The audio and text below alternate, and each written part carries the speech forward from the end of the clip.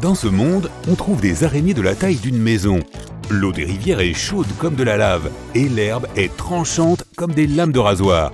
Mais tu n'as aucune raison de t'inquiéter, car tu contrôles tout. C'est ton rêve. Il n'y a aucun obstacle à ton imagination ici. Tu peux courir à la vitesse de la lumière, voler dans le ciel, sauter d'une planète à l'autre. Il n'y a pas de règles ennuyeuses. Les lois de la physique et de la biologie ne sont qu'un lointain souvenir. Les animaux peuvent parler et les arbres peuvent marcher. Les montagnes flottantes sont particulièrement belles sur ce fond de ciel rouge vif. Tu veux regarder de plus près? Pas de problème, c'est ton monde. Tu pourrais prendre ton vélo et traverser les nuages jusqu'aux montagnes.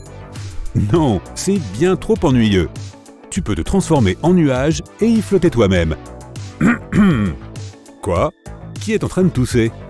Il y a quelqu'un derrière toi. Tu te retournes et tu vois un homme avec une blouse blanche et des lunettes. « Docteur Jacques, que faites-vous dans mon rêve ?» Il commence à te parler. « Mon ami, il est temps pour vous de vous réveiller. » Soudain, tout devient noir. Quelque chose d'inconnu te tire du monde des rêves. Tu ouvres lentement les yeux. Bizarrement, tu ne te sens pas groggy. Des capteurs électriques sont attachés à ta tête. Le docteur Jacques se tient devant toi à côté d'un tas d'appareils compliqués. Bienvenue dans le monde réel. Depuis plus de 100 ans, les chercheurs tentent de percer les mystères des rêves. Ces dernières années, ils ont fait un petit, mais important, pas en avant. Les scientifiques ne savent pas encore comment entrer complètement dans nos rêves, mais ils ont appris à communiquer avec un rêveur pendant son sommeil. Dans 4 laboratoires indépendants, les scientifiques ont observé le sommeil de 36 volontaires. Pour cela, ils ont utilisé des capteurs spéciaux qui surveillent l'activité cérébrale et enregistrent les signaux neuronaux. Les chercheurs ont posé des questions aux participants avec des enregistrements audio et du code Morse. Ils ont tapé sur les mains des volontaires et fait clignoter des signaux lumineux pour essayer de communiquer avec les rêveurs. Étonnamment, à leur réveil, les dormeurs ont affirmé avoir entendu les scientifiques comme une voix off dans un film. Pour certains, l'enregistrement audio est même devenu une partie de leur rêve. Par exemple, l'un des rêveurs a dit qu'il avait entendu une voix sortant d'une radio, lui demandant s'il connaissait la langue espagnole. Les volontaires répondaient aux questions par oui ou par non grâce à des mouvements oculaires ou des signaux de muscles faciaux. Ils pouvaient même résoudre des problèmes de mathématiques dans leur sommeil. Lorsqu'on lui a demandé combien faisait 8 moins 6, un volontaire a cligné de l'œil gauche et de l'œil droit pour signaler que la réponse était 2. Sur les presque 160 questions posées, les chercheurs ont réussi à établir un contact à double sens environ 20% du temps. Cela signifie qu'aujourd'hui, les scientifiques peuvent s'infiltrer dans nos rêves assez facilement. Tu pourrais être surpris de voir tout ce que les scientifiques savent déjà sur la façon dont les humains dorment. Une personne en bonne santé s'endort en 10 minutes environ, mais le sommeil n'est pas si simple. Il se déroule en plusieurs étapes différentes. Dès que tu t'endors, tu entres dans ce qu'on appelle le sommeil non-REM. Dans ce stade précoce du sommeil, l'activité cérébrale, le rythme cardiaque, la fréquence respiratoire et la température corporelle diminuent. Cela représente environ 70% du temps total que nous passons à dormir.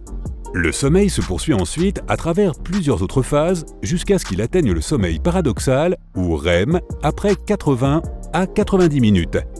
REM signifie Rapid Eye Movement, mouvement rapide des yeux, ce qui décrit les étranges mouvements que font nos yeux pendant cette phase du sommeil. Le REM est le stade le plus profond du sommeil, et la plupart des scientifiques s'accordent à dire que c'est la partie la plus cruciale de ta nuit, même si elle ne représente qu'environ 30% de ton temps de sommeil. Il est intéressant de noter qu'il n'y a pas beaucoup de différence dans l'activité des ondes cérébrales entre le sommeil paradoxal et l'éveil. C'est à ce moment-là que tu fais les rêves les plus vifs et les plus lucides. Si tu te réveilles de façon inattendue, tu seras très probablement capable de te souvenir de ce que tu as vécu dans ton rêve. Alors que la plupart des muscles se détendent pendant le sommeil non-REM, ils se tendent et se contractent lorsque tu atteins le stade le plus profond du sommeil. Cette pseudo-paralysie est utile car elle nous empêche de bouger ou de réagir en réponse à des rêves trop stimulants. La plupart des gens passent environ un tiers de leur vie à dormir.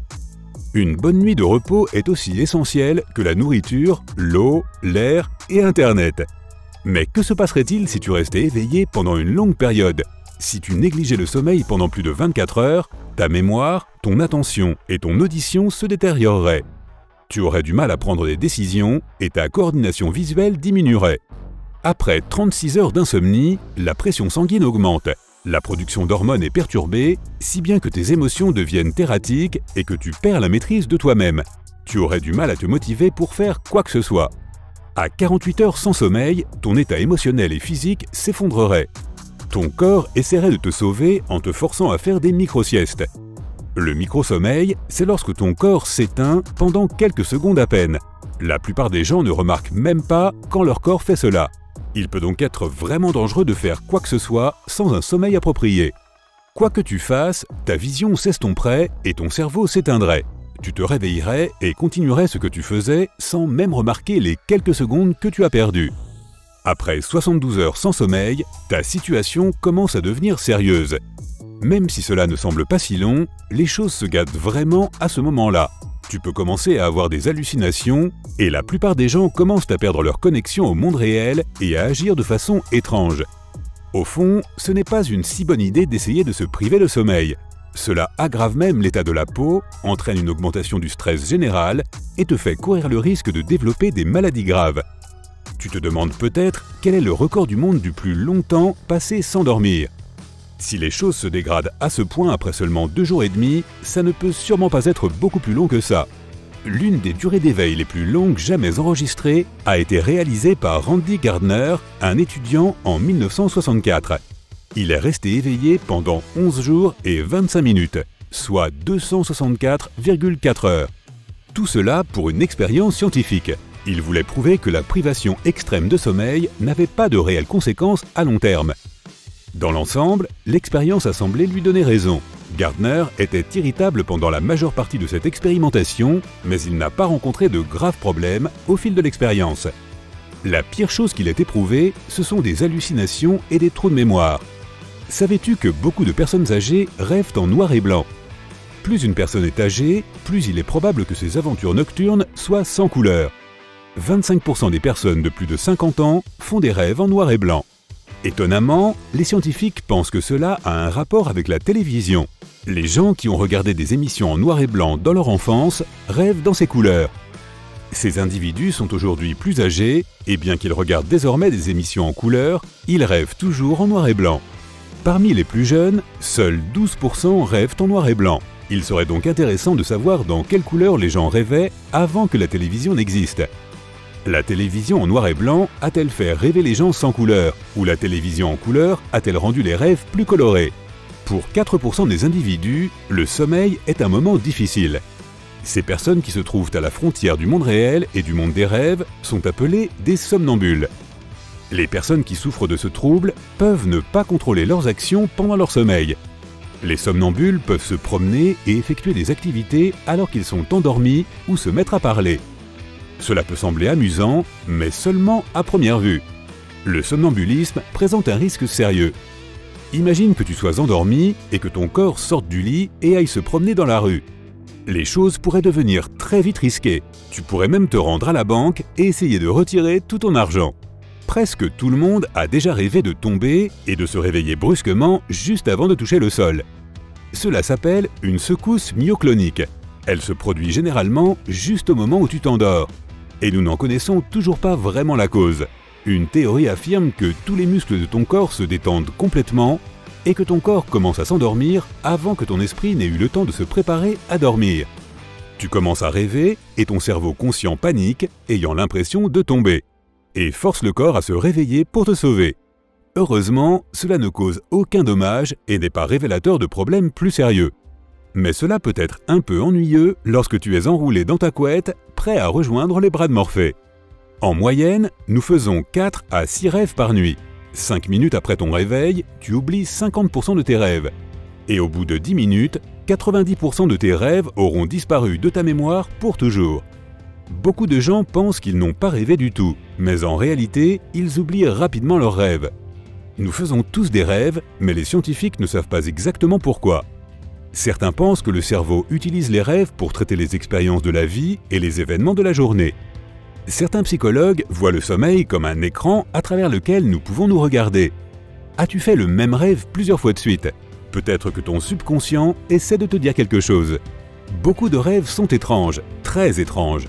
Ils peuvent contenir beaucoup d'absurdités. Les rêves ne doivent pas être pris au pied de la lettre.